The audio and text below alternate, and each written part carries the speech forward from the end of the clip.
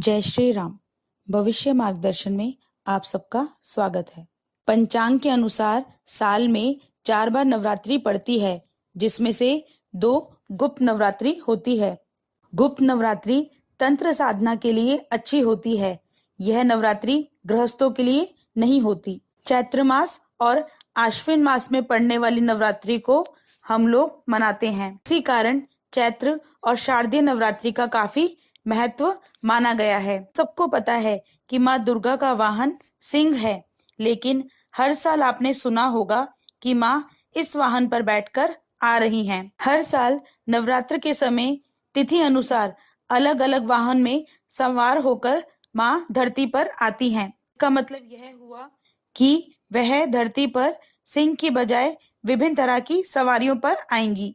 हर किसी के मन में यह सवाल उठता है कि आखिर माँ दुर्गा की सवारी की गणना कैसे की जाती है। ये सवारी शुभ होगी या अशुभ, इस बारे में शास्त्रों में श्लोक लिखा गया है। रविवार और सोमवार को घट स्थापना होने पर माँ दुर्गा हाथी पर सवार होकर आती हैं। शनिवार और मंगलवार के दिन प्रतिपदा होने से माँ दुर्गा का वाहन घोड़ा होता है और इसी से वो धरती पर आती हैं। गुरुवार और शुक्रवार के दिन अगर नवरात्र शुरू हो रहे हो तो माँ दुर्गा डोली पर सवार होकर आती हैं। बुधवार के दिन घट स्थापना होने पर माँ दुर्गा नाव पर सवार होकर आती हैं। माँ दुर्गा जिस वाहन से नवरात्र के समय धरती पर आती हैं, उसी के अनुसार पूरे साल की घटनाएं होती हैं।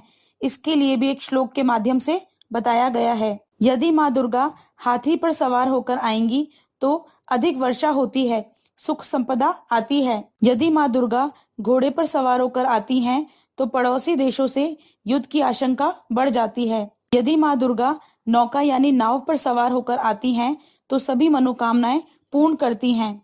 यदि माँ डोली पर चढ़कर आती हैं तो महामारी का भय बन जाता है। इस साल चैत्र नवरात्रि 22 मार्च 2023 से शुरू हो रही है और इस साल माँ नौका में सवार होकर आ रही हैं। माँ दुर्गा की सवारी नौका होगी।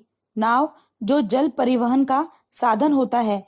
ऐसे में माँ दुर्गा जब नाव पर आती हैं तो अच्छी बारिश और अच्छी फसल का संकेत होता है।